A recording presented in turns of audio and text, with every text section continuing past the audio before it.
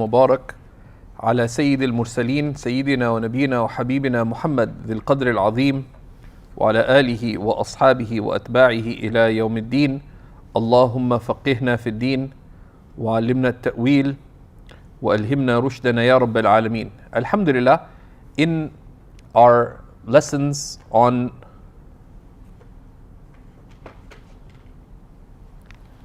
Maraqi al-Falah, Sharh Nur al-Idah, we have reached the section on menstruation, and we stopped at what is impermissible in a state of menstruation or postnatal bleeding. Is the title correct on the YouTube stream?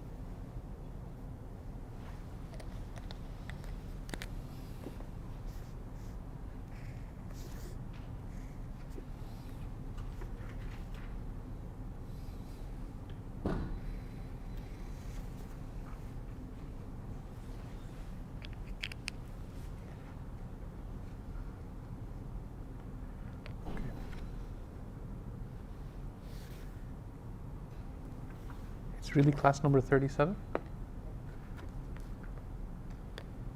Okay.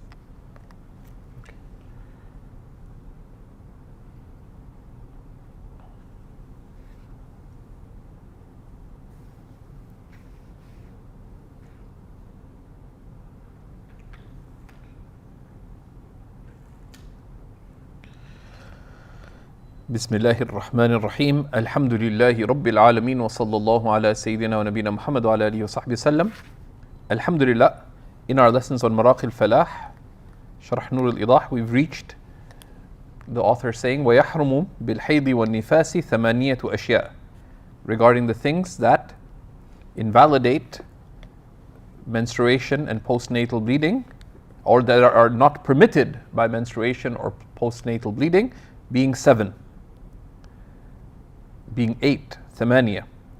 الصلاة والصوم وقراءة آية من القرآن ومسها إلا بغلاف ودخول مسجد والطواف والجماع والاستمتاع بما تحت السرة إلى الركبة.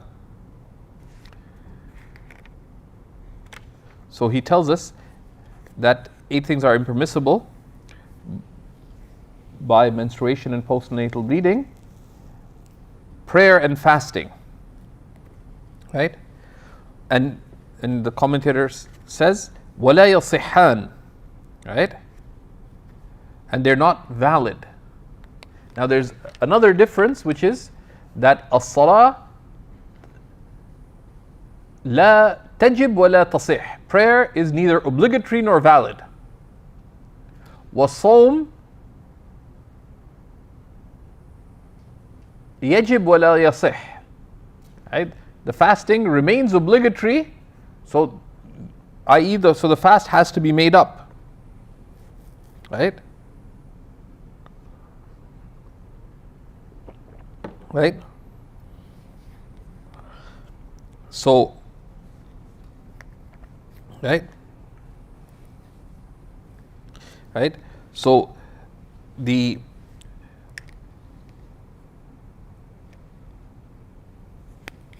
right, because so the fast is not obligatory nor permitted nor valid, but the fast, the prayer is not obligatory nor nor permitted, nor valid. But the fast is not valid, nor permitted, but it remains obligatory.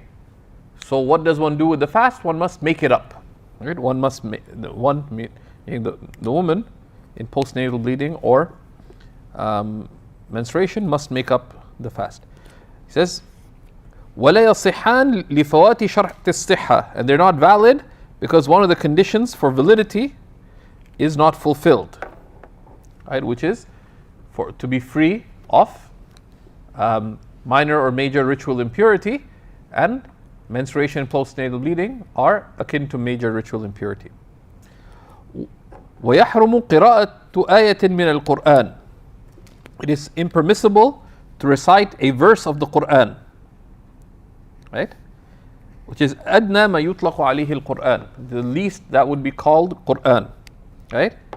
He says, إلا بقصد الذكر, except with the intention of remembrance, right?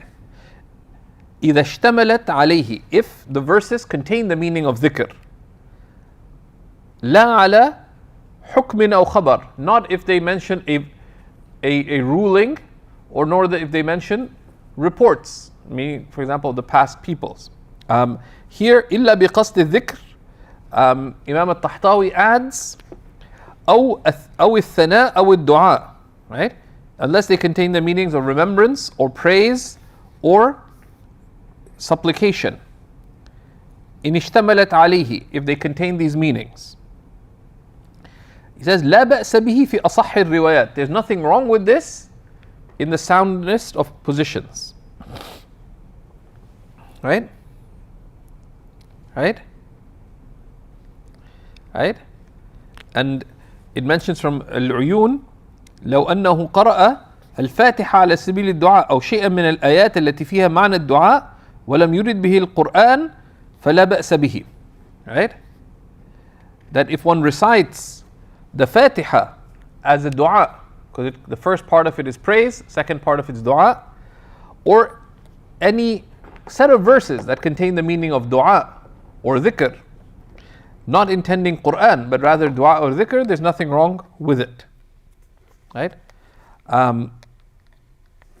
Right? And this is the chosen opinion. وَذَكَرَ فِي غَايَةِ الْبَيَانِ, which is one of the commentaries on the Hidayah, that this is the chosen opinion, right? And this is what's mentioned in the Bahr and the Nahar, right? So al-Tahtawi says that if the narration is sound, then what al-Faqih Abu Ja'far al-Hundwani said is ignored. And here, in Imdad al-Fatawa, he mentions quite clearly that the la ba's here indicates there's nothing disliked about it, right? Unless someone has taraddud, unless someone hesitates, am I reciting Quran or not? And then it would be better to avoid, right? So just don't have the doubt, right? وقال back to the Maraqi, وقال الهندواني لا أفتي بجوازه على قصد الذكر وإن روي عن أبي حنيفة, right? So Abu Ja'far al-Hundwani said, I don't give fatwa of its permissibility, even if it's related from Abu Hanifa, and this is, Tahtawi said this is ignored, and especially given that, what the established opinion from Abu Hanifa is the permissibility, and that's what the great authorities in the madhab have stated, right? واختلف التصحيح فيما دون الآية, and the scholars differed in confirming what's the ruling of less than a verse, right?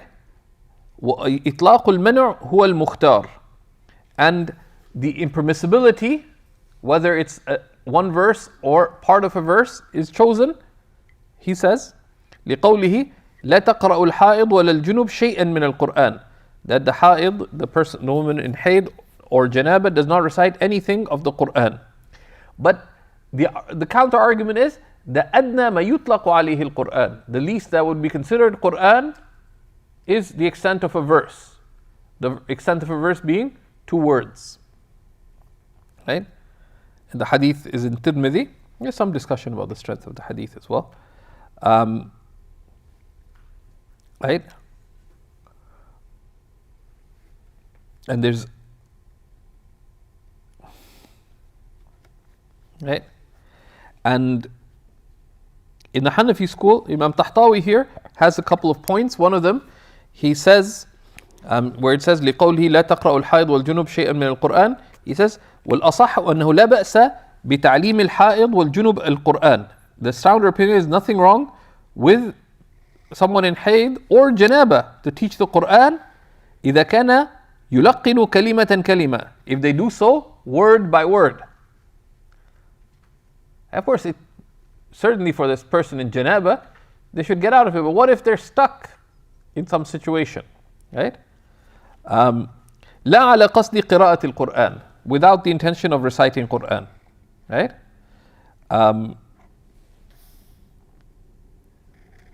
Right? So one could say Alhamdu Lillahi Rabbil Alameen. You could do something like that, right? And Imam Tahtawi mentions here, right, a number of adab related to the Quran. Right? Imam Tahtawi mentions a number of adab related to the Quran. Right? That it's disliked to recite the Quran in places where there's najasa, right? Such as the place of ghusl, right? Or the place where you do engage in slaughtering animals, right? There's najasa around, it's unbefitting the dignity of the Quran. And as for the public bath, the hammam, where people are uncovered, well, you shouldn't be there, but some places they needed to be there because people didn't have like they couldn't take baths in their own homes, or they couldn't easily heat water in their own homes. Then if one is in a place where people's awrah is not uncovered, there's nothing wrong with that, but it's not befitting to raise one's voice with it. So he discusses those issues, right? And likewise is the hukum of tasbih and tahleel, right? And he says, أما قراءة الماشي, as for the recitation of the one walking. So is it proper to recite the Quran when walking? والمحترف, and the one working, right? He says, إن كان منتبها لا يشغله العمل والمشي جاز. It said, if one is paying attention to the Quran and not busied by the work one's doing or by one's walking, it's permitted. Same thing would apply to driving the car, right? So the consideration, the intibah is what if you're primarily thinking about the Quran, right? And just secondarily paying attention to where you are, for example, or you're doing some repetitive work, whether household work or your job, but now you're reading an email. Once your attention goes primarily to something else, the adab is to stop the Quran, whether reciting it yourself or listening to it as well. Right? Right?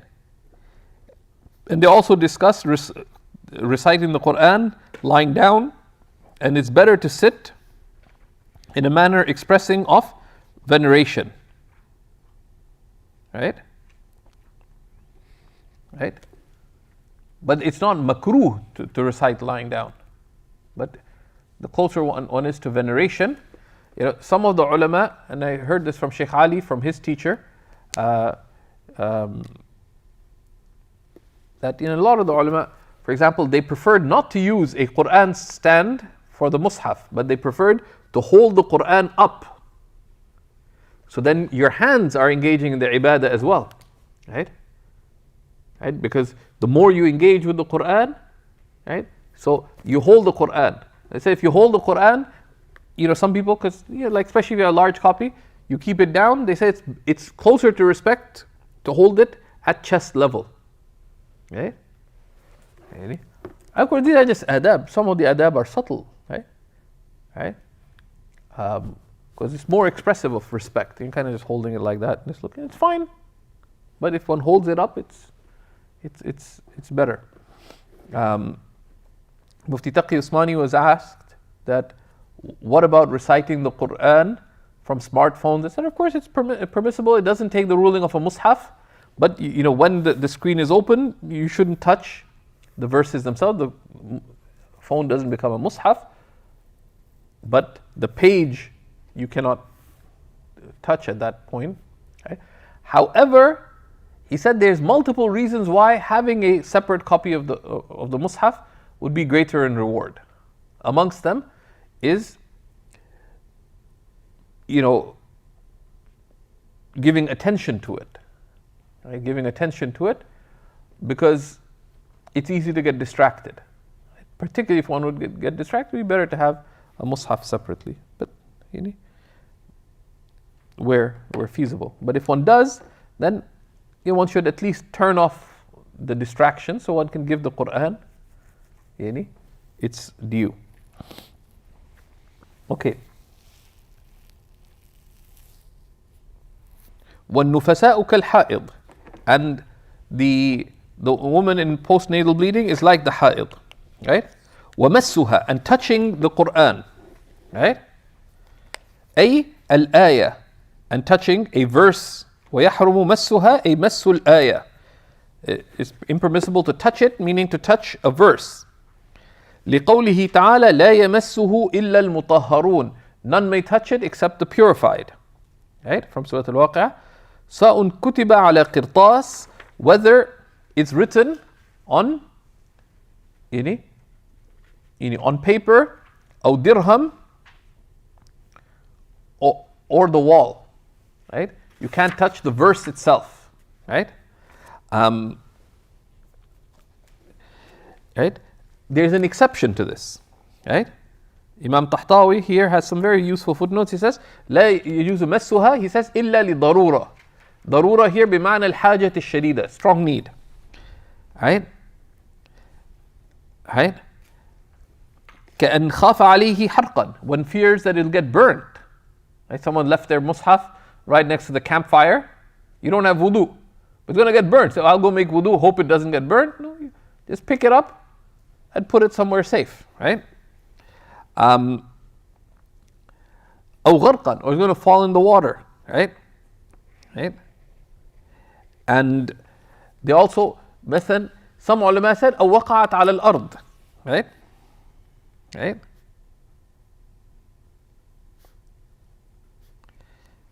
Right? Or if it falls on the ground. Right? So you just pick it up, and don't have wudu, you pick it up, you put it on the table. أو في يد طفل. Right?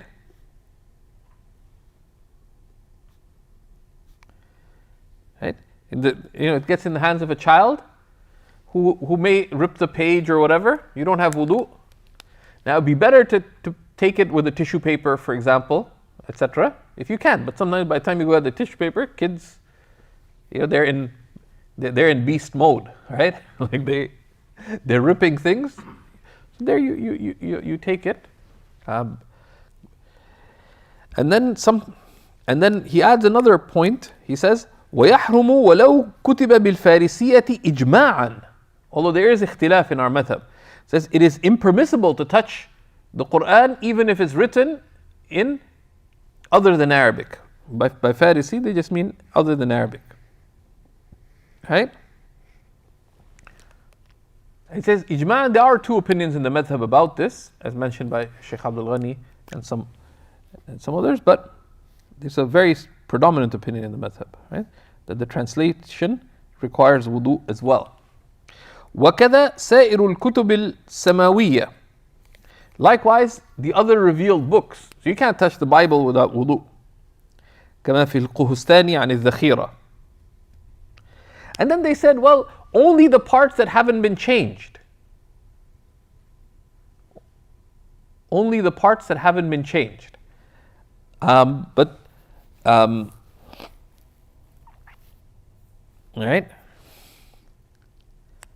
And then he adds, وَفِيمَا عَدَى الْمُصْحَفِ إِنَّمَا يَحْرُمُ.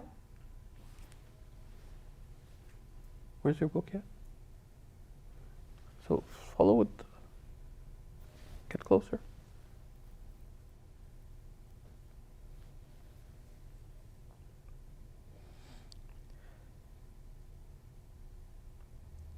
And in other than the Mus'haf, إِنَّمَا يَحْرُمُ مَسُّ الْكِتَابَ لَلْحَوَاشِي. In other than the Mus'haf, it is only impermissible to touch the text, not the margins. Right? وَيَحْرُمُ الْكُلُّ فِي الْمُصْحَفِ. And all of it, both the text and the margins, are impermissible to touch in the Mus'haf.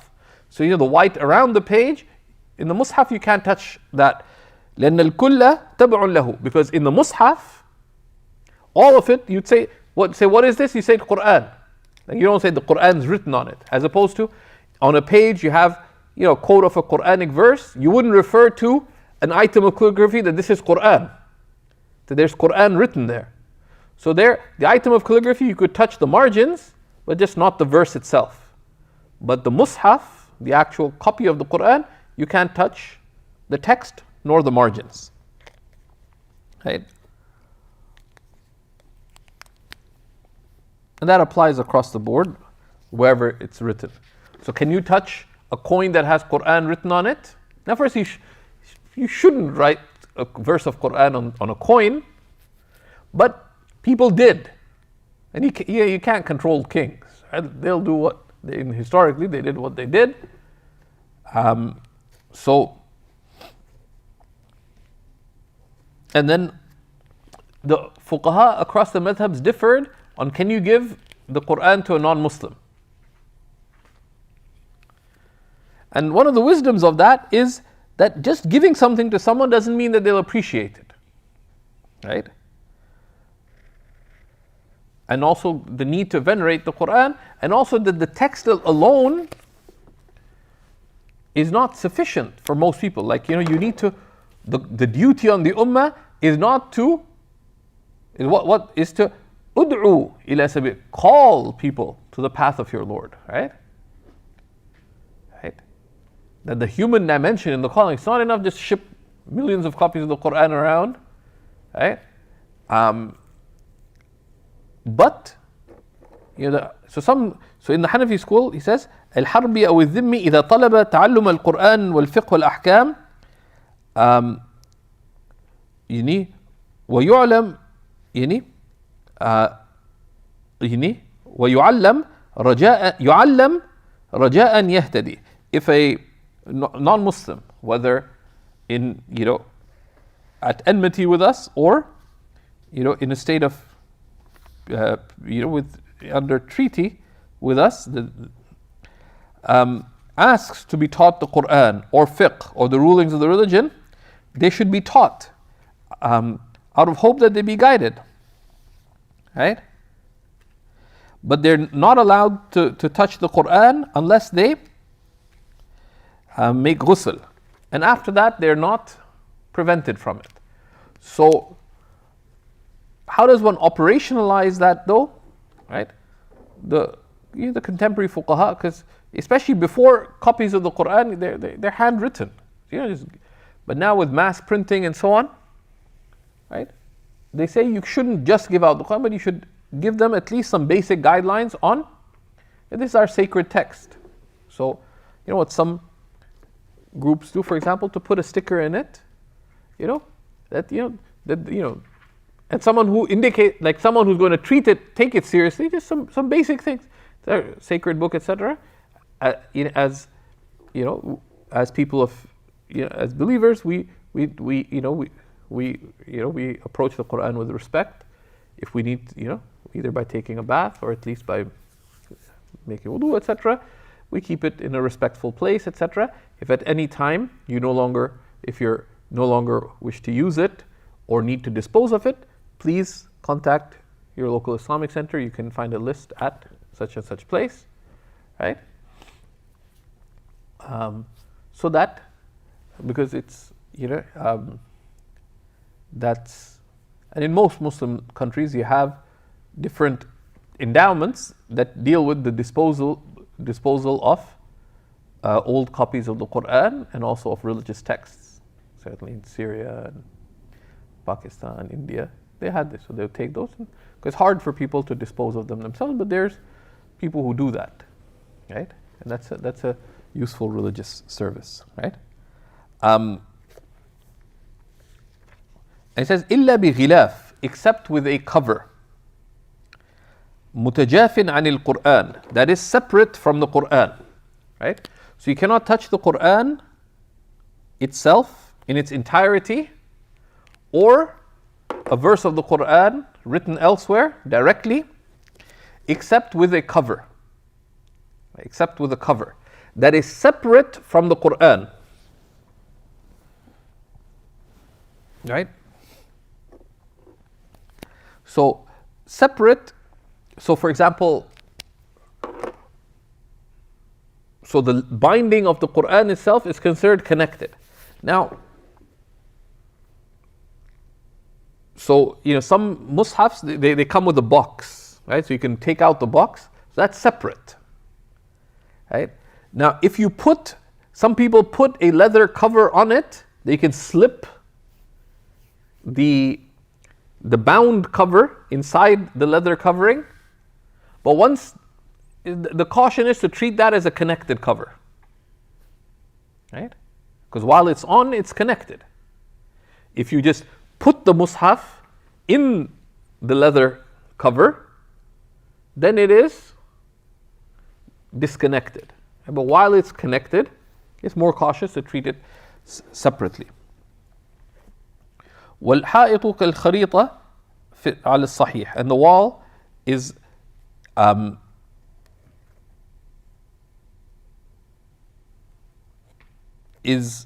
like the kharita. What is the kharita?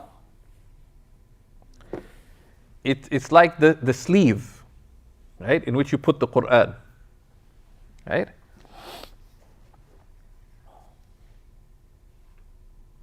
Right? So you can, what is impermissible is to touch. Okay, sorry. وَالْحَائِلُ كَالْخَرِيطَةِ, a barrier is like a barrier.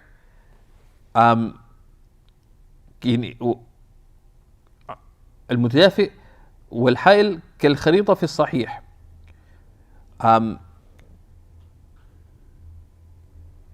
Right? So it is permitted to touch it with a ha'il, right? Except with إلا بغلاف, except with a cover that is separate from the Quran, or a barrier, such as the kharita. So for example, it's very common in the Indian subcontinent that they would make a cloth thing that they would put the Quran in. And one of the wisdoms, one is to, in places that are dusty, this would protect the Quran, but also that cover that you put the Quran into, you can touch the Quran without wudu in that, right? وَيُكْرَهْ بِالْكُمْ تَحْرِيمًا, it's prohibitively disliked, according to the more correct opinion, to touch the Quran with one sleeve or anything that you're considered wearing. لِتَبَعِيَّتِهِ لِلَّابِسِ, because it's considered connected with the one wearing it. And so whether one sleeve or someone wants to be fancy, they take their tie to pick up the Quran. You're wearing your tie, so it's part of you, right? But you can take it with a tissue paper, for example, right, to pick it up, right? But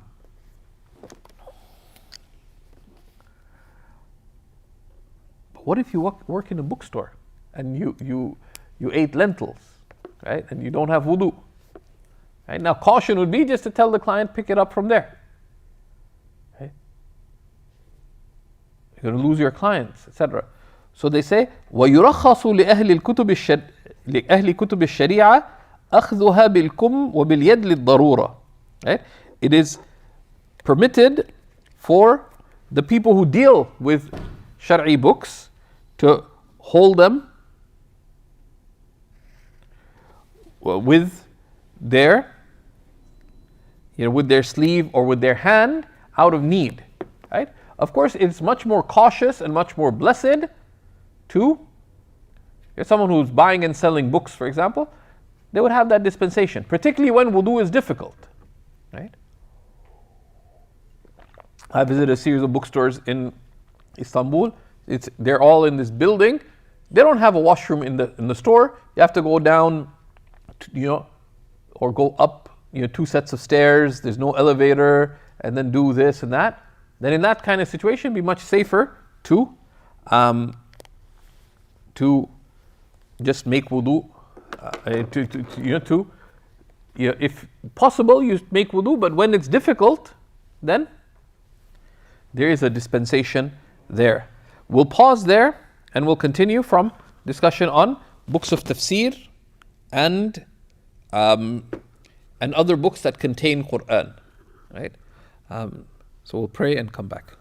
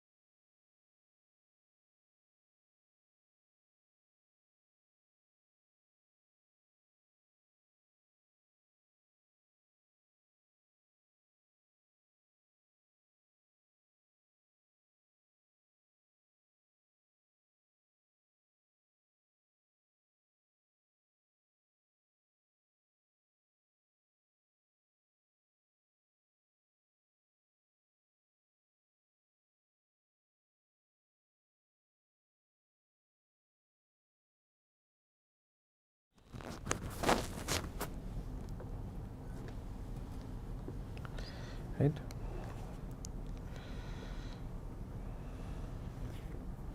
Right? So he says, إلا التفسير, right? Except for the books of tafsir.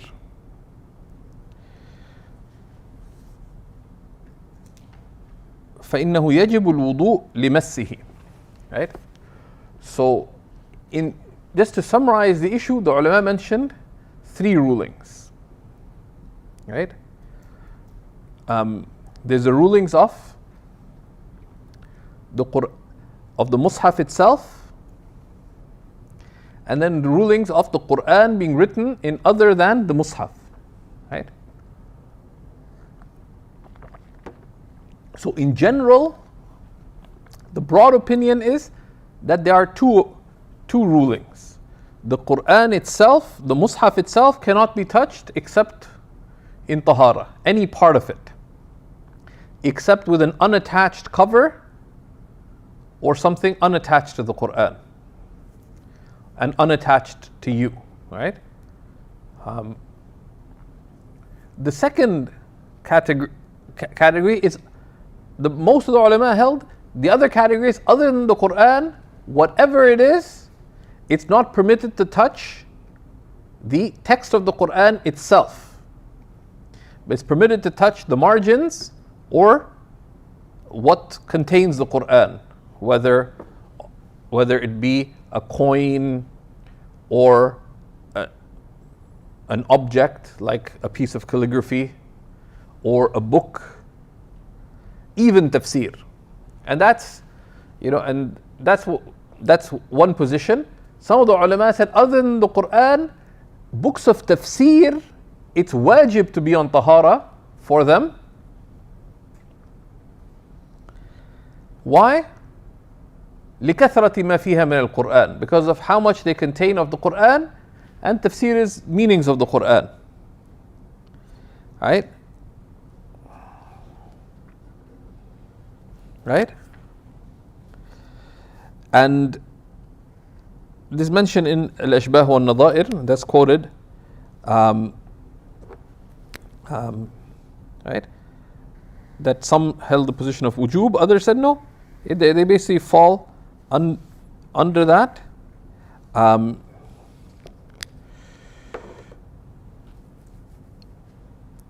the same category, that what you can't touch is the text of the Quran itself.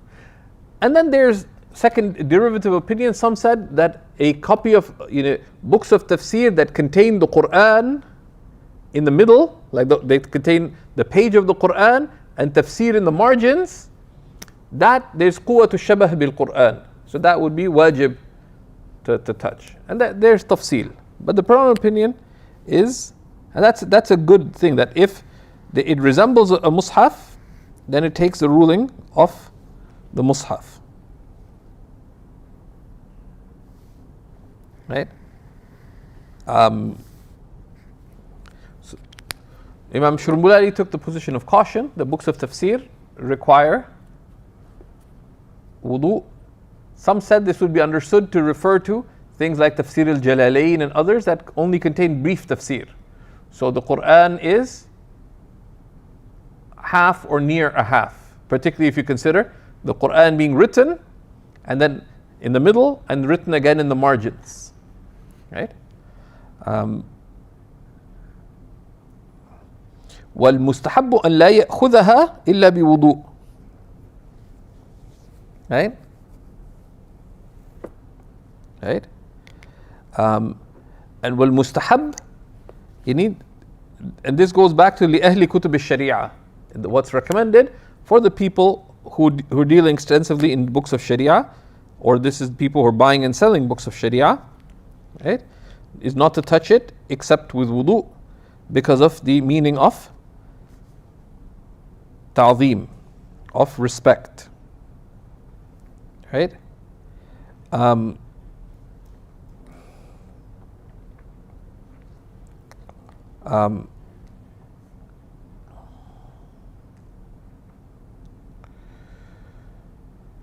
ويجوز تقليب أوراق المصحف بنحو قلم للقراءة.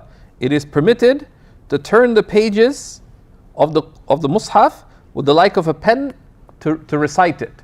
Like if in general, or if someone doesn't have wudu, because you're not carrying the pen, you're holding it. So you could turn, especially if you can, the old mushafs, the paper would be thick and heavy, so you could turn the page using the like of a pen or something. It's permitted. Of course, it's obvious. Wudu is recommended, and as we say, superior just to touch it directly with wudu. But if one can't, وأمر الصبي بحمله ورفعه لضرورة التعلم. ويجوز, and it's permitted to order a child to carry the Quran and to pick it up out of need for teaching. So you're going to have a Quran class with your son or your daughter. You can say, bring the Quran. Say, I don't have wudu. Like imagine you have a halaqah, you have to teach 4 children. Each one says, I don't have wudu. Right? And the kids sort of get ideas. And they can't go to the washroom on their own. So it becomes a wudu class, not a Quran class. So sit down, and this for facilitation for Quran teachers and for facilitation for parents. Right? For children, they don't have to have wudu. They're not morally responsible. Once they get to 7, they're encouraged to have wudu. Once they get to 10, they're ordered to have wudu. But you can't just be lazy, right? And you want to sit back on the sofa, says, Beta, bring me the Quran. Say, I don't have wudu. Bring it anyways. You can't do that, right? So this is for the need of teaching, right? Now, one of the ways they used to wrap things in the marketplace is that they used to reuse old books. But there's a problem with that, which is that Quran and Hadith, but also the books of knowledge, are wajibatu ta'zeem, are obligatory to be respectful of. That's why he mentions the next issue, ولا يجوز لف شيء في كاغد كتب فيه فقه أو اسم الله تعالى أو النبي صلى الله عليه وسلم. It is not permitted to wrap anything in paper in which fiqh is written, or the name of Allah Most High. Of course, if fiqh is written, what's understood a fortiori? That Quran is written. A fortiori. Right? Because if you said in which Quran is written, then say Quran and Hadith and fiqh, but if you mention you're not allowed to wrap something in which there's religious guidance, then a fortiori, Hadith, let alone Quran, or in which the name of Allah or His Messenger ﷺ are there, right? Now, unless it comes incidentally, right? So you have a newspaper. What are the names of Muslims? Abdullah, Abdul Rahman, Muhammad, Aisha, these are respected names. But they occur incidentally, right? So one shouldn't. But for example, if someone wants to be cautious, like in their... now of course, modern ink is not healthy. Like in some places they put like food, they wrap it in newspaper, but you hold the newspaper, the ink comes out. In some of these places, you hold the oily pakora or whatever in the newspaper, and the oil from the food gets the ink onto your hands. The ink's also getting onto the food, and it's chemical ink. It's not, but so it's not a good practice. It's mentioned that Shaykh Ali Haydar, one of the great late Ottoman scholars, he'd begun working on a great tafsir when the Ottoman Empire fell and the secularists took over, and they started emptying out many endowments and libraries and so on. He went to the marketplace and he found some vendors selling something with pages from one of the tafsir. He got so shocked, what he'd written of tafsir, he buried it in an undisclosed location. He says, I don't want to be the means of the word of Allah subhanahu wa ta'ala being disrespected. So he never completed his tafsir. Or so it is said. ونهي عن محو اسم الله تعالى بالبزاق ومثله النبي Nabi sallallahu alaihi wasallam ta'ziman. It has been prohibited to wipe away the name of Allah using spit. Right? So you miswrote it, so you take spit and you rub it away. No. Right? If you need to, you can ink over it. That's permitted. Right? But it's unbefitting with spit. Right?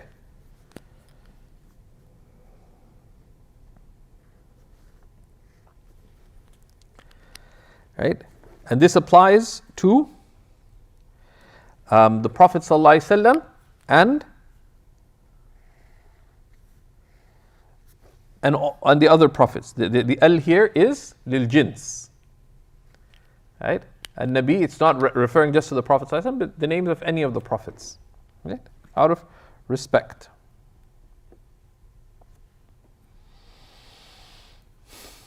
And then he mentions, these are now mentioning some of the adab, right? So he says, وَيَسْتُرُ الْمُصْحَفَ لِوَطْءِ زَوْجَتِهِ اسْتِحْيَاءً وَتَعْظِيمًا. Right? One covers the mushaf if, before engaging in intercourse with one's spouse, out of modesty before Allah and out of respect for the mushaf. This particularly if one has it out open, right? Or it's there by the bed, for example, then, and some ulama say putting it up on the shelf is like covering it, right? So it's away. So this is if it's by the bed, etc. But some of the ulama say, putting it on the shelf is like putting it away. Right? You don't have to wrap it up because then you have to put a curtain in front of your books or anything. Our deen is not one of takalluf, right? But many a religious person would keep a mushaf by their bedside or whatever. So you just move it from there.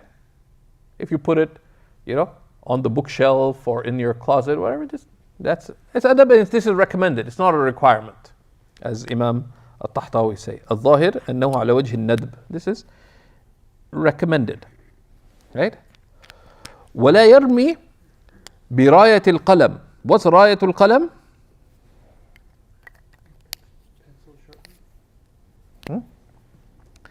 Yeah. Right? So it's what has been written with. What is it? What does it refer to?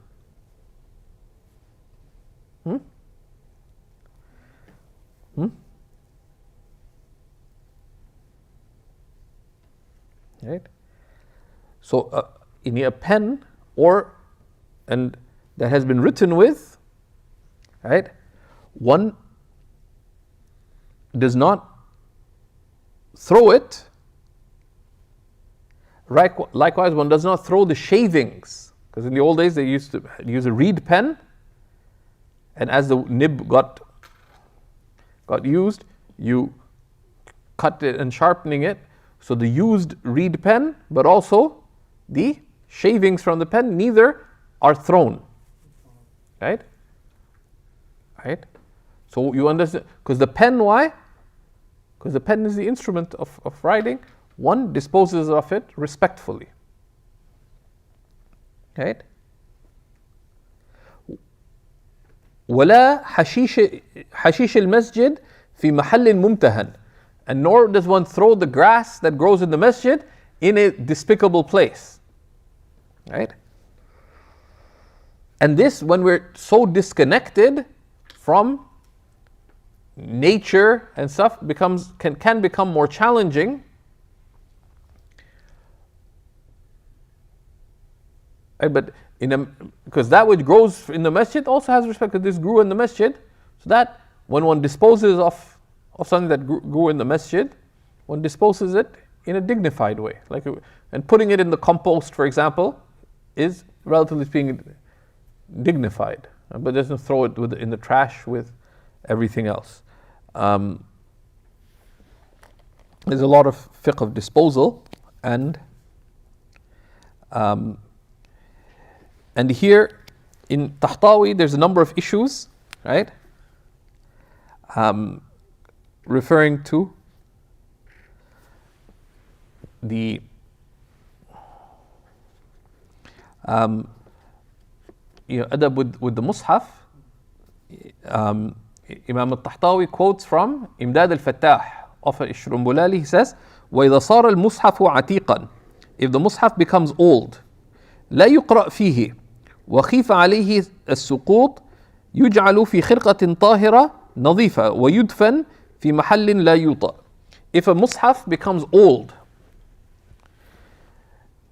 and it's not read from, either it's not possible to read from it anymore because it's got fudged, or no one would read from it, and you fear that it fall, right, or that it become harmed, then you wrap it in something clean and you bury it in a place where people would not trample on it, etc.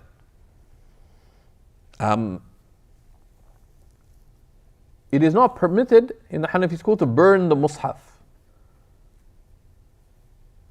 And what was done, and they explain why what was done during the time of Sayyidina Uthman was an exceptional matter that you cannot make analogy upon. And it was a required exception because of the otherwise it's not in line with the wajib al-ta'zim, the duty to respect the Quran, to do so. So if you cannot bury it somewhere, and of course you can't bury it on public land because it gets challenging, right? Like you can't go to Centennial Park and bury your Mus'haf there. It's against the law, right? You could get yourself in trouble. Yeah, you have to obey the law. So then, what do? You can get it shredded.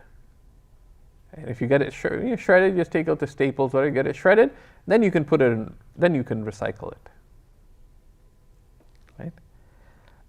We have a few answers related to that. There's nothing wrong with holding on to multiple copies of the Quran. Right? And there's barakah in it. But it's also from adab, if one does have multiple copies of the Quran, to recite from it once in a while. You don't have to recite it regularly, but even to recite a little bit from it. So there isn't the meaning of hajr al-Quran, of deserting the Quran. That's praiseworthy. So here he brought a number of extra adab related to the Quran into his discussion, because these are shared by the ha'id and others. On seekers, we have a few answers related to the issue of a woman reciting the Quran during her period. And certainly in the Maliki school, there is dispensation for the one teaching the Quran or studying the Quran, right? And certainly a lot of the mashayikh in Sham would point people to that. It's very hard to run a Quran school or a Quran program with, canceling classes, especially with limited availability of teachers, etc. So they gave dispensation. Even in the Hanafi school, it's allowed if if the teacher recites verse by verse, for example, right? But sometimes there's limited opportunity. Someone wants to learn, there's a lot of leeway for that. We have some answers related to that. And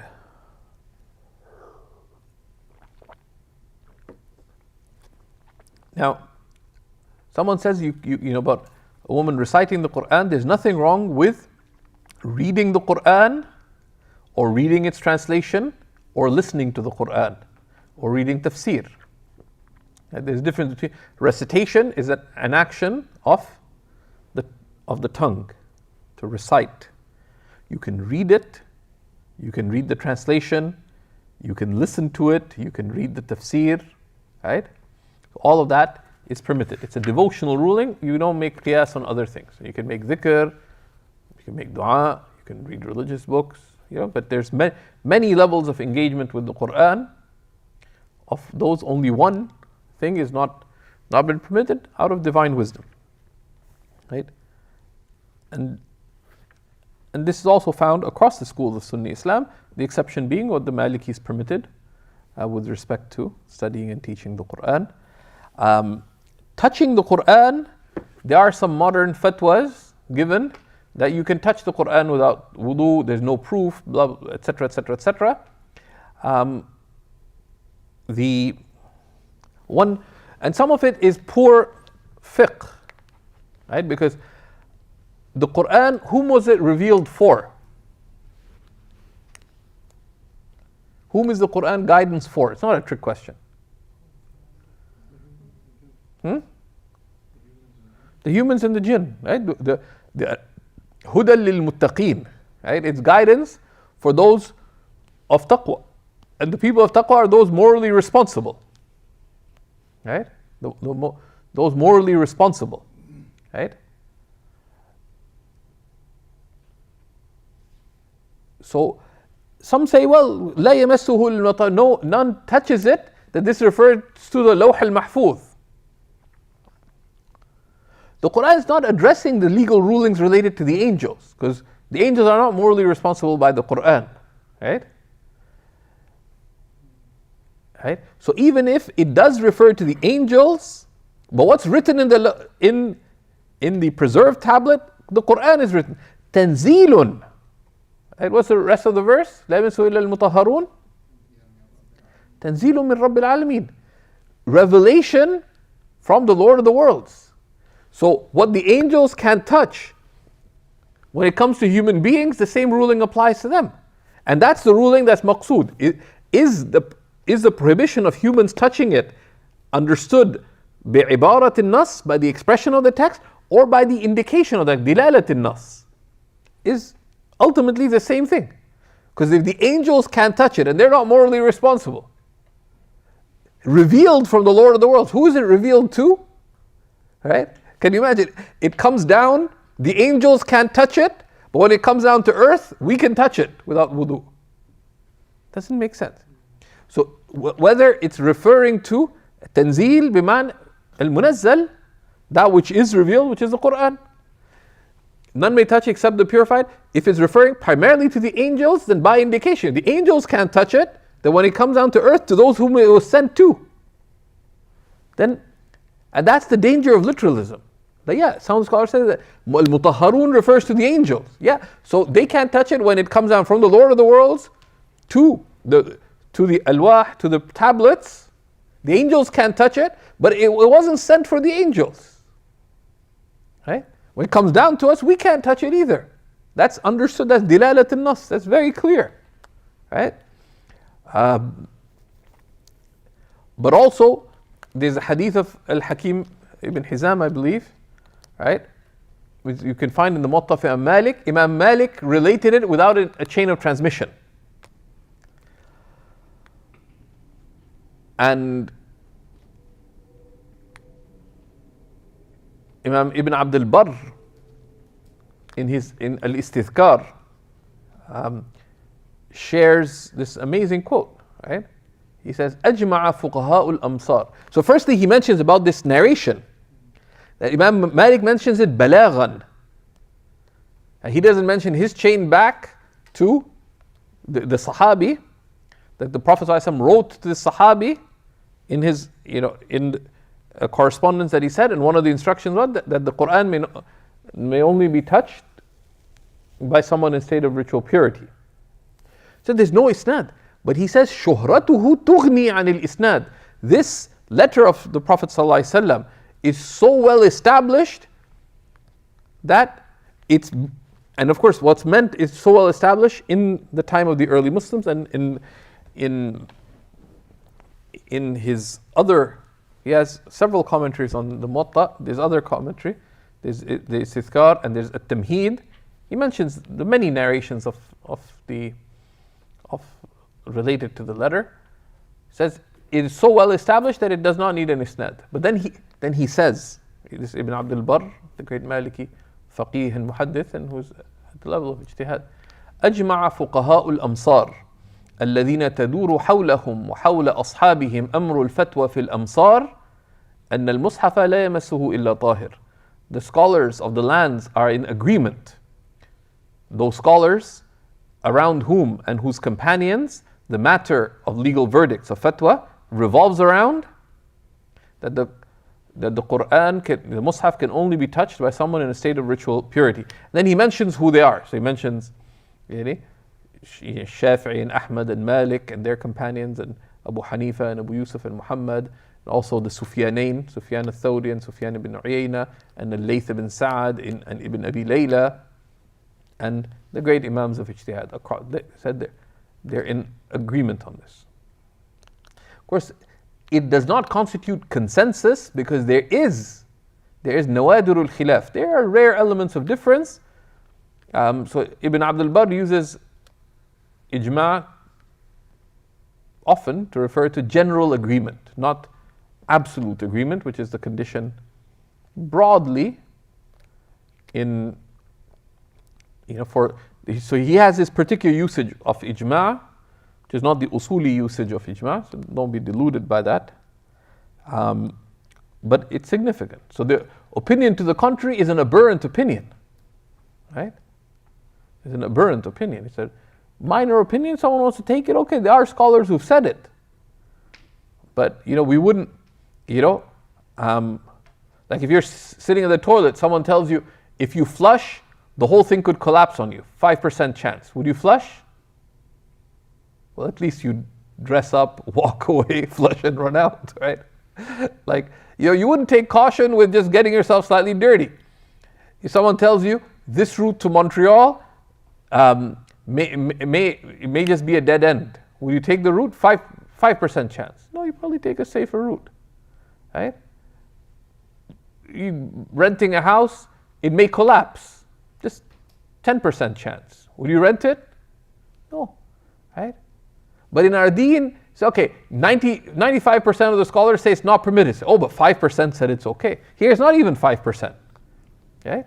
So if we have we practice caution all the time in our dunya. All the time. Like if you forget the law, okay, I won't use. Yeah. Is it sinful not to wear a seatbelt?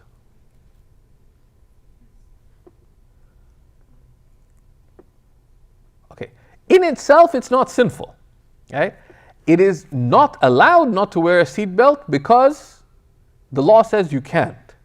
But is breaking the law always sinful in the sense that will Allah punish you in the hereafter for not wearing your seatbelt? Right? Right? Of course, the example is bad because I was just in Turkey and I was with all these Syrians. Nobody put on a seatbelt. I felt like doing something makruh. Like I was in the back seat, I put on my seatbelt. I'm looking in the front. Nobody's got their seatbelt on, right? Like some people can get offended. Lish, I drive badly, yani. At least the person who was driving, he's a Swedish citizen now, he didn't object, but I think most of the Syrians and Jordanians I know, if I put on my seatbelt, they get offended, like lish, like they consider but you're not going to die by are you going to kill yourself or kill somebody else? No. How much is the likelihood of someone getting hurt by not putting on a seatbelt? Out of 100,000, forget percentage, in 100,000 cases, someone not putting on a seatbelt. Is there 1 in 100,000 that someone will get harmed? No. Right? And frankly, when there's an accident, seatbelts only have marginal benefit. Like there's case for and against seatbelts. But it is the law, you have to follow it, but we adopt caution in worldly things of distant possibility of benefit or harm. But in deen, right? Right? There should be a basic standard of caution, right? And let alone when this is the mainstream opinion and the other is out there. Right? It's unsupported by, and we have to be careful. Many of these people quote things, and they piece things together in a way that not one of the people they're quoting says what they say. So you have to be very, very careful. It's a taqti'u nusus, just copy and pasting texts. But if you pause, say, okay, each one of these, does this person have that opinion? No. Say, it's a riwayah from Imam Ahmad. But what is the relied upon narration from Imam Ahmad? That is not allowed. وَرِوَايَةً عَنْ الشَّافِعِ. What's the established position of Shafi'i? To the contrary. What do the Shafi'is say? Who knows what Imam Shafi'i said more than the Shafi'is? They say, no, that's not the opinion of Shafi'i. And it's mentioned by Ibn Abi, somebody that nobody knows who he is. That's not an authority, right? So, it's also good to instill. Like, you have to be practical with people, but they say لو أن أهل الدين احترموه لاحترمه الناس. If the people of religion respected religion, then people would respect it, right? Right? And people expect, people expect sanctity in religion, right? People expect sanctity in religion. That's something people, it's sometimes short-sighted to ignore that, right? Why did people build mosques and churches and cathedrals and all these things? It conveys sanctity. Even actually, there's a person who wrote, actually, there's a book called Religion for Atheists. It's a really curious book. He's actually a pretty decent philosopher, but an atheist. But now he's realizing there's many things that religion has that atheists could benefit from. One of it, he says, is the sense of sacred in sacred places that people of faith have. Right? Right? Likewise, in all religious traditions, people of religion, scholars and others, dress in a distinct manner. Why? Because this idea of ta'zeem, of respect. Without respect, people don't take religion seriously. Okay. So that's the issue of touching the Quran, right? وَدُخُولُ وَيَحْرُمُ بِالْحَيْضِ وَالنِّفَاسِ دُخُولُ مَسْجِدٍ. Right? It is impermissible in a state of hayd and nifas to enter the masjid. And this is in the Hanafi school, وَلَوْ لِلْعُبُورِ. Right? وَلَوْ لِلْعُبُورِ إِلَّا لِضَرُورَةٍ. Right? Right? As mentioned in Dur, for example. Right? So it's not permitted to enter the masjid, and this is that area that's designated as a masjid. So classically, the masjid would be the masjid.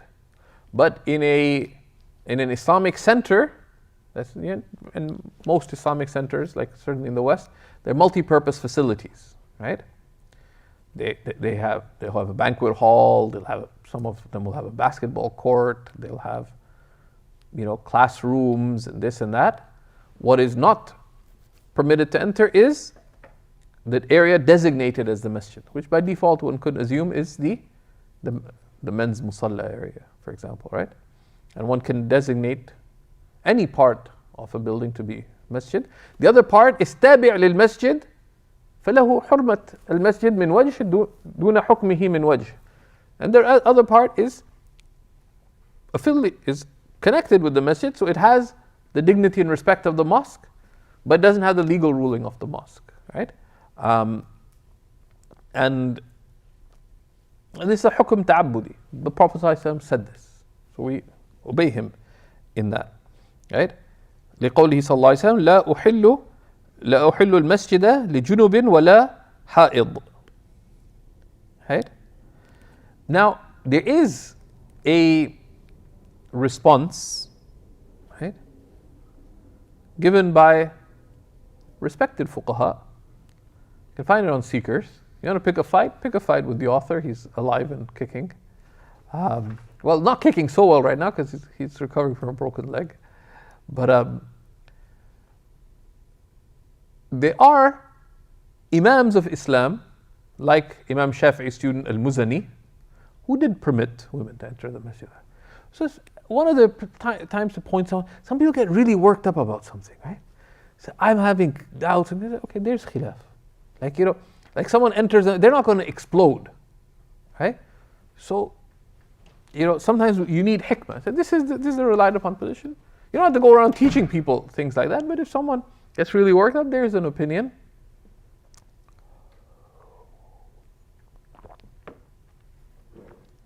Right?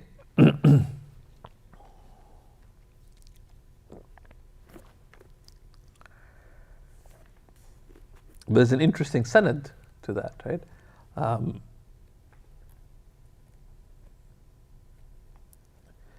The Prophet said, do not permit the masjid for someone in a state of major ritual impurity, nor for the ha'id.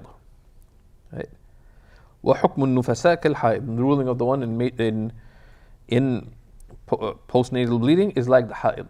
Even in Damascus, in a lot of the masajid, that have the women's area, sometimes would be in the basement, sometimes would be the floor above, and the ulama would tell people, look, when you designate a masjid, just designate the men's area as being the masjid, and the other is tabi' lil masjid, doesn't have the hukum of the masjid. Because it often the only convenient place to hold a large women's class or a program would be in the jami'. So there, the basement, the first floor, other adjacent areas doesn't have the hukum of the masjid, and the al-amr wasi', the matter is vast.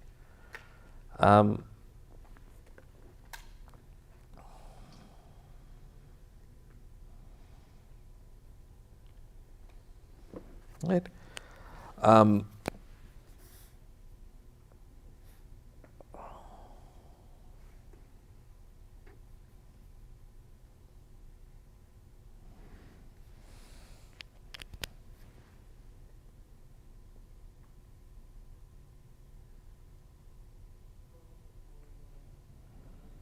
They say interesting thing they mention is that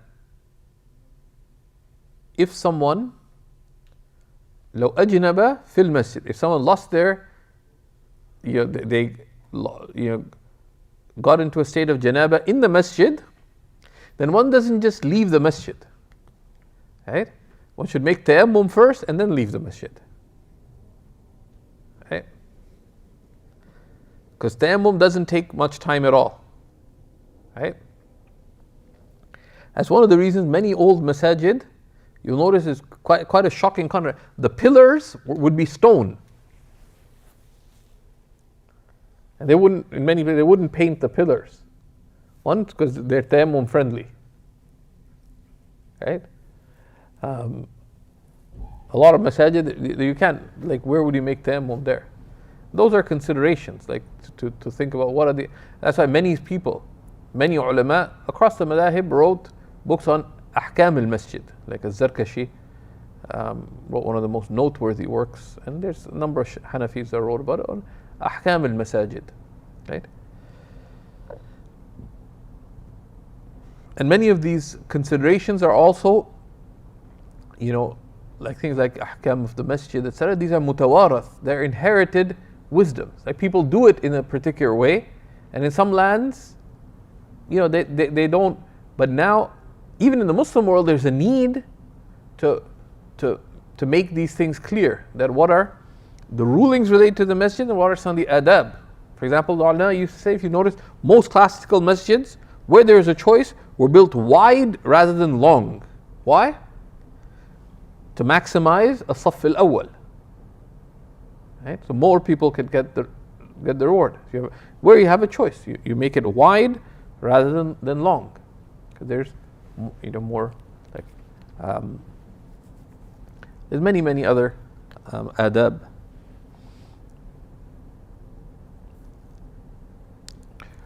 ويحرم بهما الطواف, and in both hayd and postnatal bleeding, it is impermissible to make tawaf with the Kaaba, even though it's valid.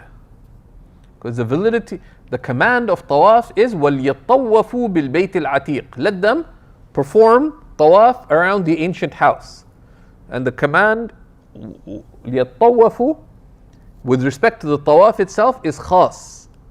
The word tawaf is a known act. So anything that it constitutes tawaf makes it valid. Right? Tahara for tawaf is wajiba, not fard. So it's impermissible to make tawaf. Yahrum, it's makruh tahriman. Right? وإن صح, even if valid. لأن الطهارة فيه شرط كمال, because tahara in tawaf is a condition for completeness. وتحل به من الإحرام, and if one does so in a state of major ritual impurity or hayd, one would get out of the ihram, to making tawaf al-ziyarah. ويلزمها بدنة في طواف الركن, and she has to slaughter a camel in the integral tawaf. وعلى المحدث شاه, and if the person in a state of minor ritual impurity makes tawaf, they have to slaughter a sheep. It's sinful. إلا أن يعاد على طهارة, unless they make it up on tahara, if it's done within the days of within ayyam al-nahr. Now, one thing that Imam an-Nawawi points out and others pointed out based on his pointing out is that one of the things that ignoramuses do is that they'll teach you shortcuts in Hajj. Say, well, you can skip this and this, all you have to do is slaughter. Right? That's like telling someone, oh, just go commit zina, all you have to do is repent afterwards. Because the reason there's expiation for certain acts in Hajj, because they're not permitted. Right? So you're telling someone, yeah, do something sinful, just expiate for it after. And the expiation is big. It's like you have to slaughter sheep because you've committed a major affront. Right? It's much better if something is difficult where there is leeway within the four madhabs when it comes to Hajj. Certainly what the ulama of Sham and elsewhere say, that إذا ضاق الأمر اتسع الحكم. When matters are difficult, the rulings are vast. So wherever there is expansiveness within the four schools, and it's difficult for people, each of the individual acts of Hajj can be considered as a separate act. So any one act is, if it's valid according to a sound opinion in any madhab, people can take it. And if it's done to facilitate Hajj for people, particularly when something's difficult, it's fine. Okay? Now the Indians are a lot more strict on that, partly because like you have one madhab largely in India, right? لشرف البيت, due to the nobility of the house, and this is just the hikmah, it's not the illah. ولأن الطواف به مثل الصلاة, and because tawaf of the Kaaba is like prayer. كما وردت به السنة, as has come in the sunnah. Right? And then he talks about the ruling of sexual contact during hayd and nifas, and basically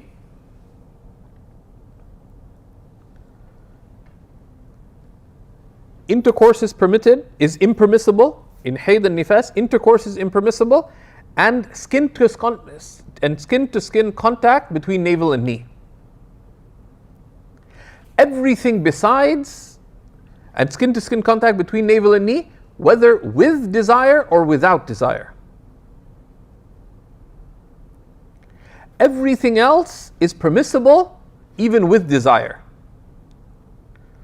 So skin to skin contact beyond navel and knee is permitted with or without desire, and indirect contact between navel and knee even with desire is permissible.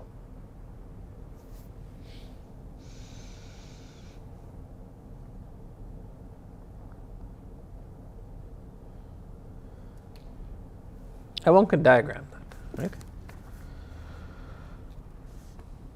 Right? So intercourse is impermissible, and skin to skin contact between navel and knee with or without desire is impermissible.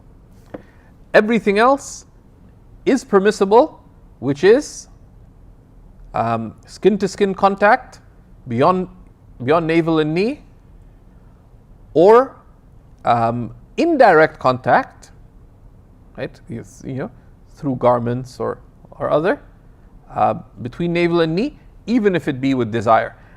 On condition, of course, that one does not fear it lead to what is impermissible. So he says, وَيَحْرُمْ بِالْحَيْضِ وَالنِّفَاسِ الْجِمَاعُ وَالِاسْتِمْتَاعُ بِمَا تَحْتَ السُّرَّةِ لِلرُّكْبَةِ. It is impermissible to, in hayd and nifas, to engage in intercourse or istimta' or sexual enjoyment of that which is between navel and knee.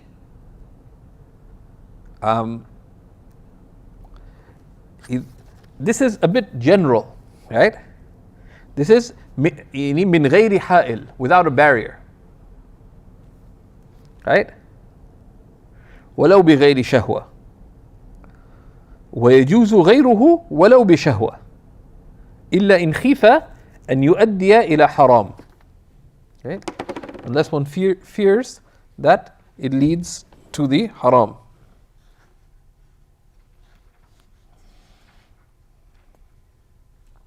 So the navel itself, like, so the belly button does not count as impermissible.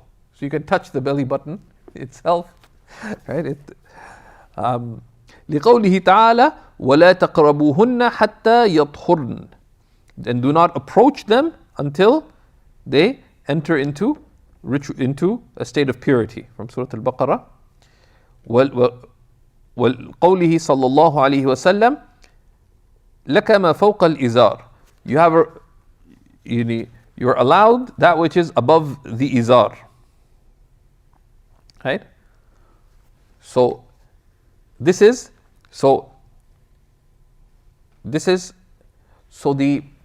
expression mentioned in the Dur, for example, etc., is a little tighter, because istimta' is general, right? Because istimta' has a sense of, deriving sexual pleasure, but the legal ruling is that it's just مسُ ما بين السرة والركبة من غير حائل. It's to touch, it's to have direct touch without barrier to that which is between the navel and the knee. ولو من غير شهوة, even if it's without desire. Outside of that, whether it's contact between navel and knee that is indirect, or even with desire, it's permissible. Contact beyond is permissible, with or without desire. And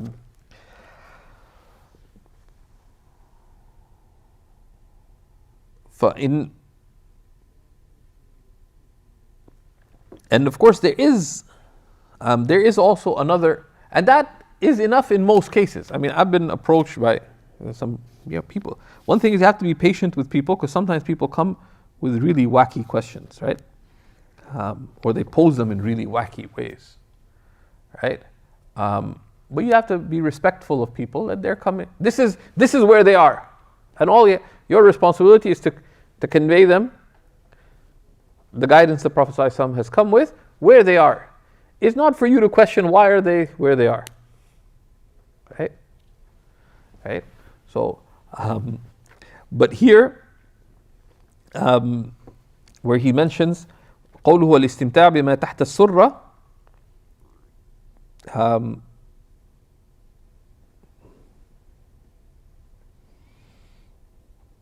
right?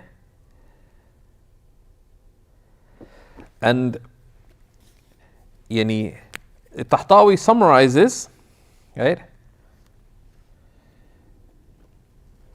that, right, he sort of details out the rulings. كذا ما بين السرة والركبة بحائل بغير وطء.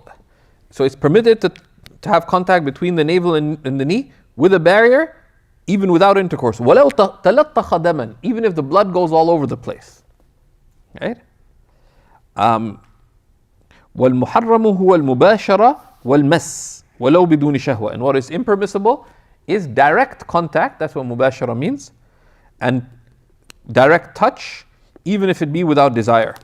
لَا النَّظَرُ وَلَوْ بِشَهْوَةٍ, looking, even with desire, is not impermissible.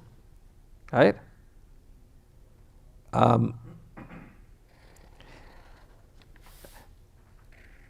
And this is, of course, one of the interesting points.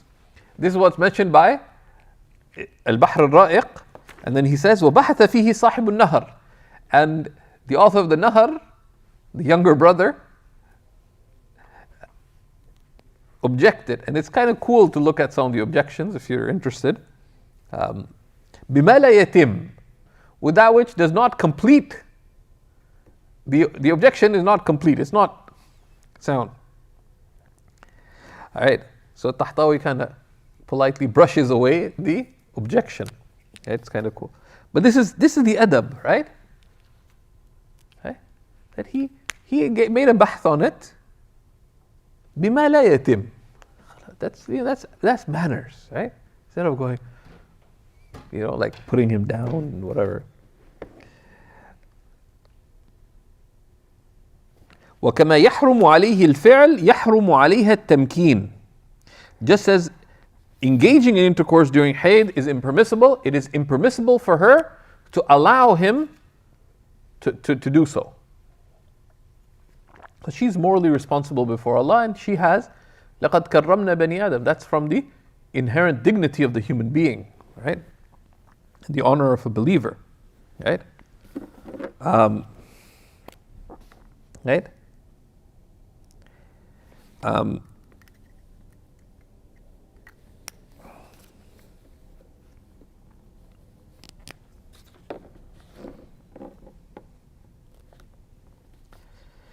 And then he mentions many of the rulings related to menstruation, because everything else, there are things that are there, and they're still in in Jewish law, for example, right, that one has to. But in our school, in our religion, in Islam, the Prophet made very clear, right, that kissing is permitted, laying uncovered with her is permitted, except for navel to knee. The food and things that have, that the woman has been in contact with or baked are permissible. It's not proper to sleep separately from her, because that resembles the actions of the Jews and of some other religious traditions. Right? It's there in some sects of Hinduism as well, that they'll have a separate place where menstruating women sleep, etc. That would be considered bid'ah. Right? Now, what's mentioned regarding between navel and knee, etc., is the position of Abu Hanifa and Abu Yusuf. Right? So he says that that's the position of Abu Yusuf and Muhammad, Abu Hanifa and Abu Yusuf, and this is the fatwa position. وخص محمد التحريم بشعار الدم وهو موضع خروجه كما في الجوهرة. Right? That Imam Muhammad deemed all that is impermissible is the actual intercourse and where the blood comes out from. That's it. Right? Right? And that's not a relied upon position. Right? But some have chosen it, right? Some have chosen it. So they say that. So then some of the fuqaha said that, well, you could take the position of Imam Muhammad in cases where one fear, like a newlywed couple or someone, their intense desire. But they said they have to be more cautious, because you allow, uncovered contact other than intercourse, then they may, if their desire is so strong, they're going to fall into intercourse, which is textually impermissible, right?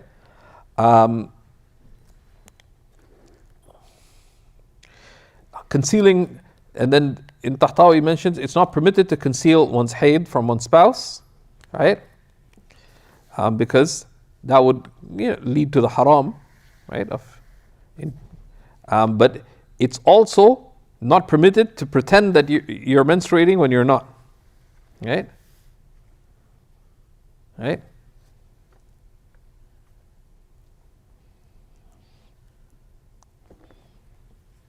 And what if she keeps claiming she's menstruating and he doesn't believe her? If she's upright, he has to believe her. If she's a corrupt woman, then he has to act on his judgment. But they got to figure things out in the marriage, because ultimately, got to either figure things out or part ways, right? Like, what else are you going to do? And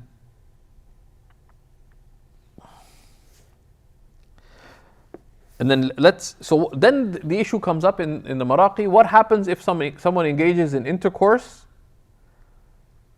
Then there are two cases.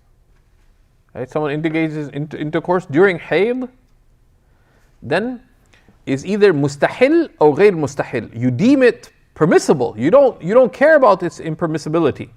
You deem it permissible, that's mustahil laha, and it's impermissible by clear Quranic text. So in the case of غير mustahil, it's sinful. And it's sunnah to give in charity, as we'll see. Right? As an expression of regret for going against a clear prohibition.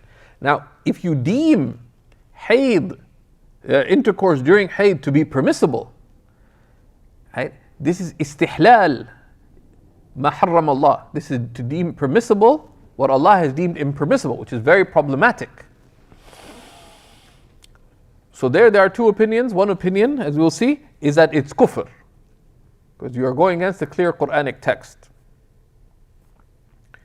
But the fuqaha, because they looked at, especially with people getting so confused and messing up about so many things, the fuqaha looked at the issue that there's, especially the Hanafis with their understanding of husn al-qubh, right? That the qubh, the vileness of intercourse, because the act itself is intercourse. So it's mashru'un fi nafsihi, hasanun fi nafsihi. Right? The act of intercourse in the context of marriage is in itself good. Right? Mashru'. Right? Qabihun li ghayrihi. It's vile because of other than the act itself, which is halat al-hayd, al-manhi anha. Right? So the nahi is li ghayr al-fi'l. And deeming permissible something that is impermissible due to a prohibition relating to other than the action itself is fisq and not kufr. Because Allah has not prohibited intercourse. Allah has permitted intercourse during hayd. So that going against that command is corruption. It's not considered to be disbelief. And that's the fatwa position. Because whatever one can do to not deem people kafir, one does. And this is a strong line of reasoning, because both al-hasan and al-qabih, though the good and the bad, are either intrinsically or lighayrihi, or extrinsically. Okay, so he says, فَإِنْ وَطِيَهَا غَيْرَ مُسْتَحِلٍ لَهُ. If someone has intercourse and not deeming the intercourse to be permitted, they're overcome by desire, or they made a mistake, or they didn't check, right? يُسْتَحَبُّ لَهُ يَتَصَدَّقَ بِدِينَارٍ أَوْ نِصْفِهِ. It is recommended to give charity with a dinar, which is a gold coin. You can look up how much it is. It's not a small amount. Yeah, close to $200, right? Right? Or half it, like $100, right? Like it's a major sin to engage in intercourse during hayd. وَيَتُوب, and to repent, with this condition. وَلَا يَعُود, with the full conditions of tawbah, which is that you won't do it again, because otherwise it's not really tawbah, right? Right? And some said, depending on, like, if there's clear menstrual blood, one gives a whole dinar. If there's slight blood or light discharge or just an effective state of menstruation, then one gives half. And there's hadith about this, right? Which mentioned by Tahtawi and others, right? Of if there's actual blood, right? Then to give a dinar, and if there's lighter discharge, but it's hayd, to give half a dinar. There's, here the hadith is in Abu Dawud, you can see it in Tahtawi. Right?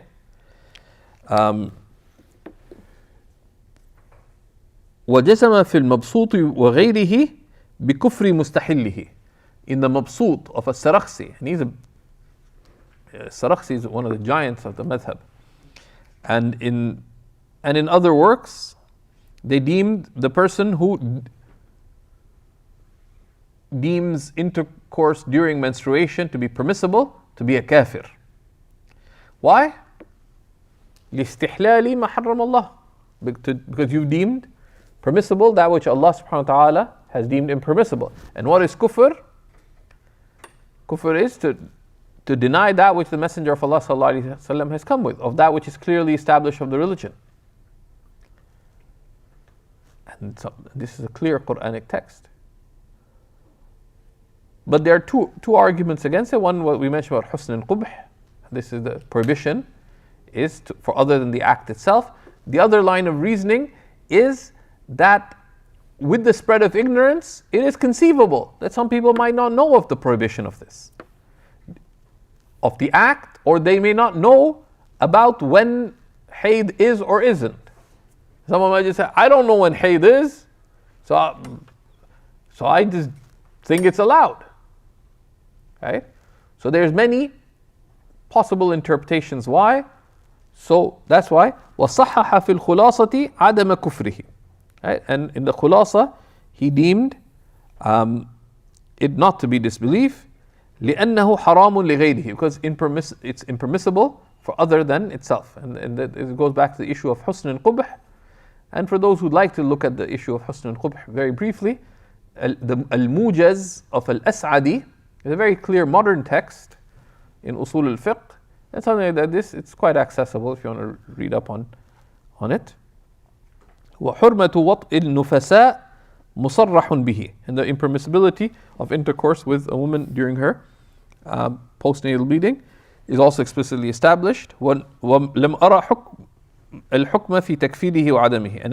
And Shurun Bulali says, I haven't seen the discussions on it being deemed kufr or not. But the fatwa is on the opinion on the khulasa.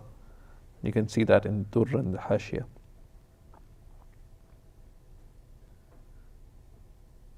Okay. Then there's a discussion on the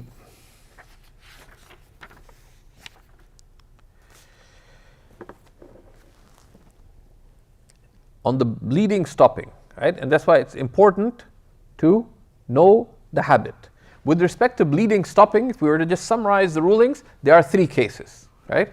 If a woman's discharge stops, then there are three cases. One is if the bleeding stops after 10 days are complete, لِأَكْثَرِ الْحَيْض. The second is if the bleeding stops after her 'ada is over.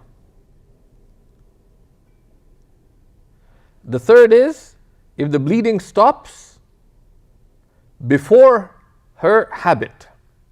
So in the case of the bleeding stopping, when 10 days are complete, then intercourse is permitted without ghusl. But ghusl is recommended.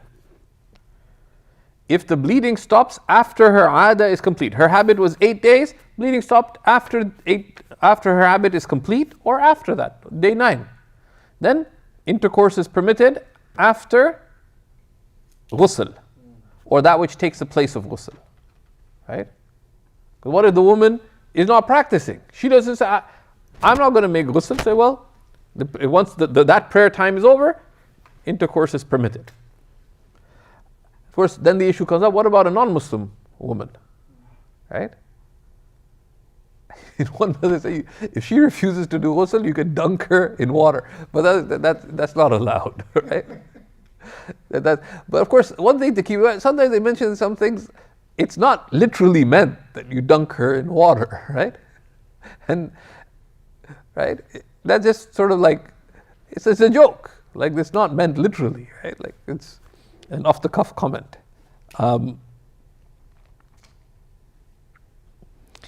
And this is something people are often ignorant of in the Hanafi school. If the haid finishes before her habit, so her habit is 8 days, her bleeding stopped on day 6. When is intercourse permitted? After her habit. So day 6 and 7, before the habit's over, intercourse would not be permitted in our school. It is permitted in other schools, in some other schools. So,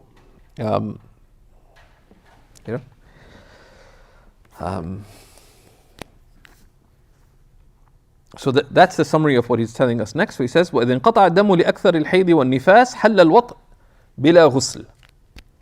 If the bleeding stops for the maximal period, أكثر الحيض here, وهو 10 أيام, right? Just 10 days, right? يعني لأكثر الحيض أي بعد أكثر الحيض, right? So لأكثر الحيض أي بعد أكثر الحيض, or you could say بعد 10, right? والنفاس أي بعد 40, after 40 days. Intercourse is permitted without ghusl لقوله تعالى ولا تقربوهن حتى يطهرن. Do not approach them until they've become pure. بتخفيف الطاء. And this has come in 2 narrations. بتخفيف الطاء. يطهرن is they become pure, which is when the period's over. Right? بتخفيف الطاء فإنه يجعل الطهر غاية للحرمة, because reaching purity is the limit of the prohibition. ويستحب أن لا يطأها حتى تغتسل. It is recommended, however, not to have intercourse until she makes ghusl لقراءة التشديد, because it's also come with shadda, which would indicate that ghusl until she makes ghusl.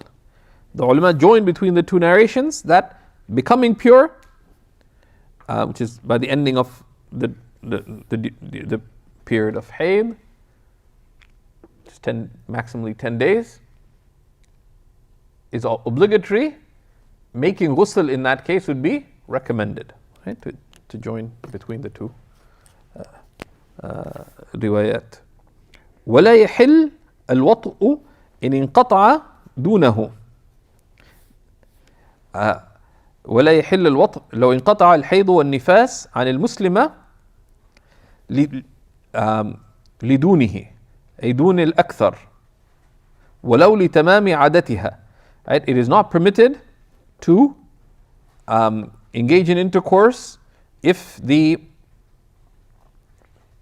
hayd and nifas stopped for less than the completion of her period. لتمام عادتها, after her habit is complete, إلا بأحد 3 أشياء, except with one of 3 things. Right? إما أن تغتسل, either she makes ghusl, right? لأن زمان الغسل في الأقل محسوب من الحيض, because the time of ghusl in less than the 10 days, it's considered from the hayd itself.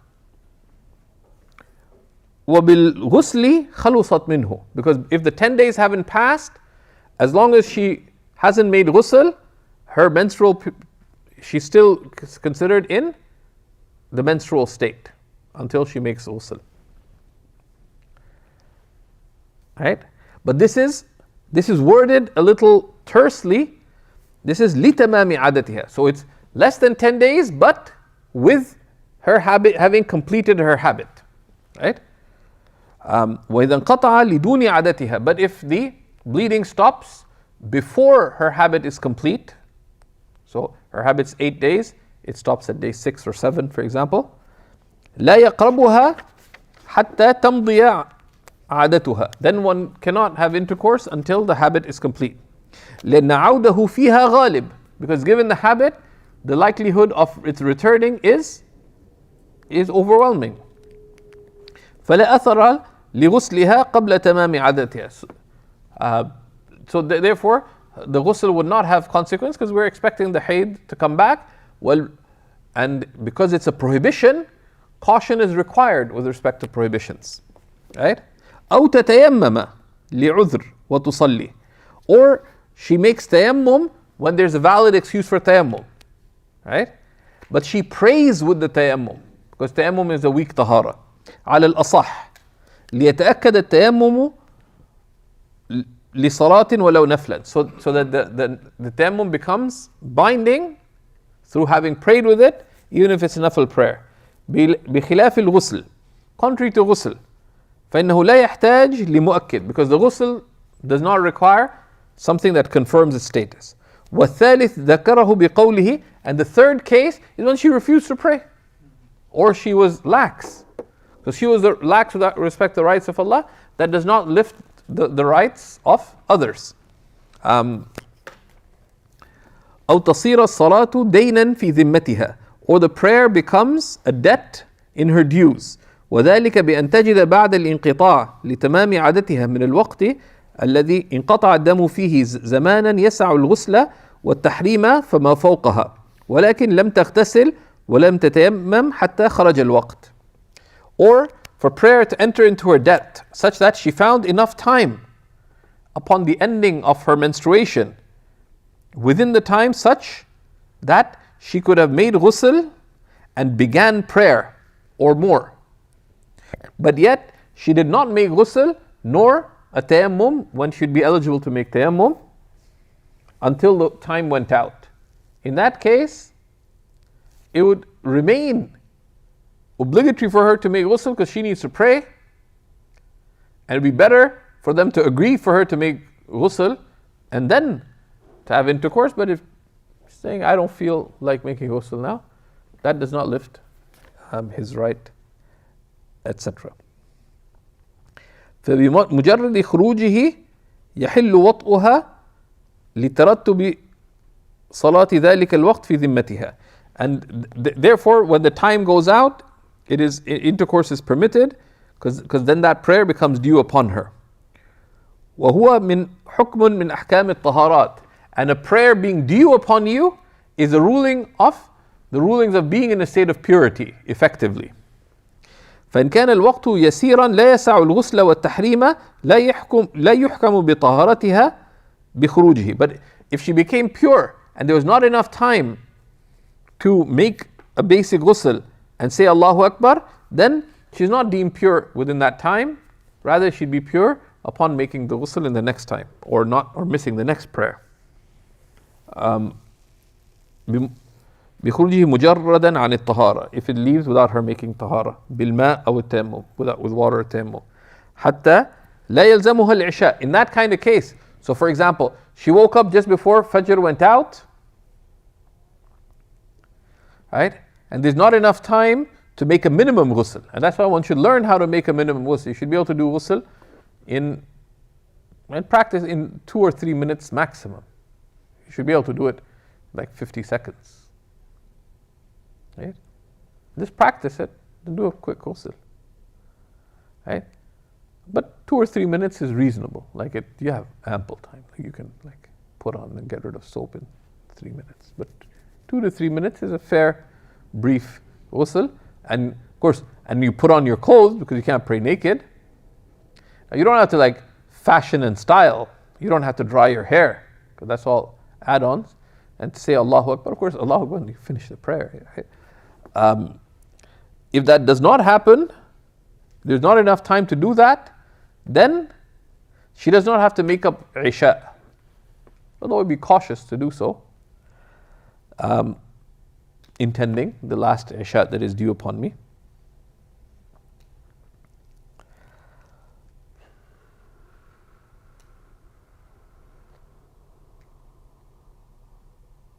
ولا يصح صوم اليوم لأنها أصبحت وبها الحيض.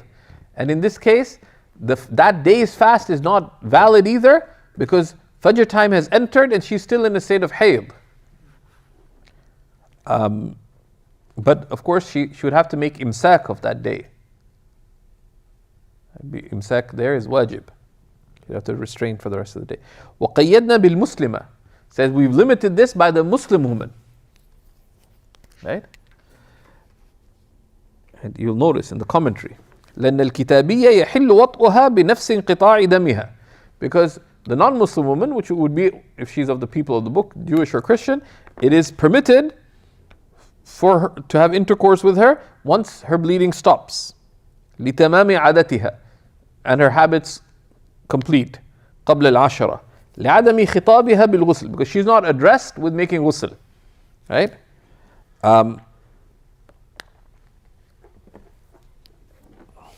Right? And there's discussion on this, that هل الكفار مخاطبون بفروع الشرع أم لا? Right? And there's discussion. Is it in the dunya or the akhirah? Right? But certainly, outwardly in this world, we don't expect them to follow the Sharia. Now there's public law that would apply to people. Right?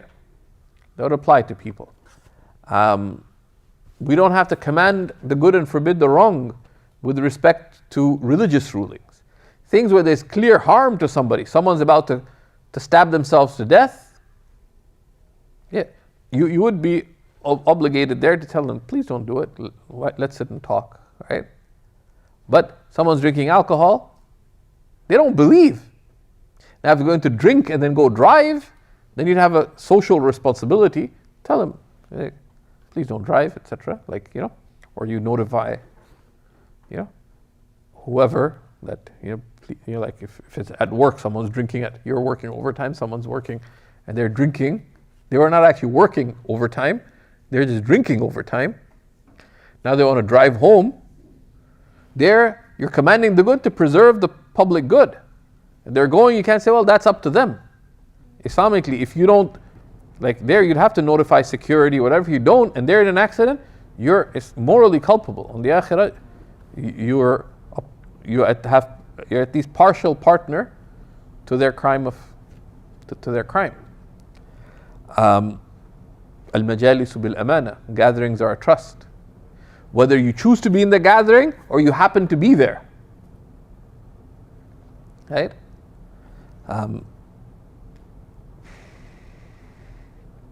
وإنما شرطنا المؤكد للانقطاع لدون الأكثر توفيقا بين القراءتين.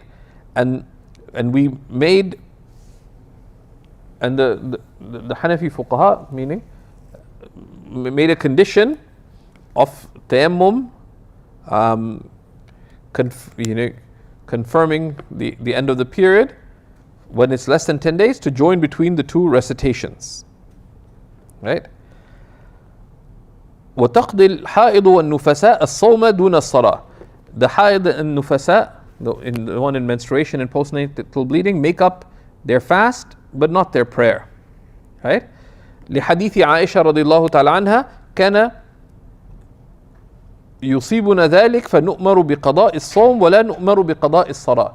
That we used to be affected by that, and we used to be commanded to make up our fasts, but we were not commanded to make up our prayers. The hadith in Sahih Muslim.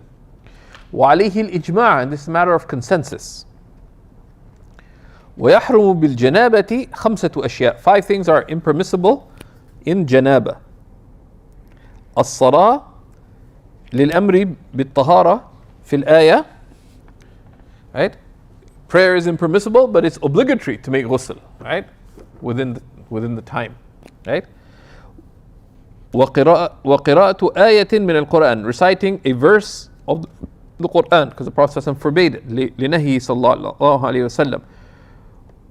ومسها إلا بغلاف, and to touch a verse of the Quran except with a cover, with the details. لنهي عنه بالنص, because of the prohibition of it from the text. لا يمسه إلا المطهرون. It's not, none may touch it except those pure. ودخول المسجد, and to enter the masjid. والطواف, and to make tawaf. للنص المتقدم, for the previous text. ويحرم على المحدث ثلاثة أشياء, and the one in minor ritual impurity cannot do 3 things. الصلاة والطواف, prayer and tawaf. لما تقدم, for what we've taken before of the hadith, ومس المصحف, and touching the mushaf, القرآن ولو آية, the Quran itself or one verse of the, even one verse, right? إلا بغلاف, except with a cover, للنهي عنه في الآية, because of the prohibition in the ayah. Then he says ودم الاستحاضة, and istihada, right?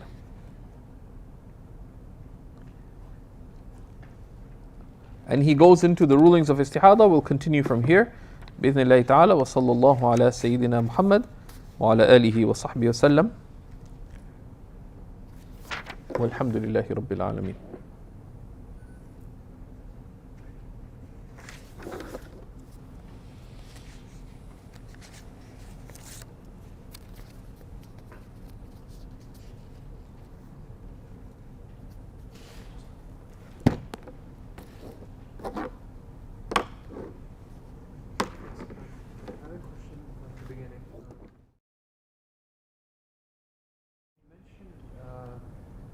ويحرم قراءة آية من القرآن. We mentioned this quote from Fundawani. لا أفتى بجوازه. لا أفتي. لا أفتي. لا أفتي بجوازه على قصد الذكر. وإن روي عن أبي حنيفة واختلف التصحيح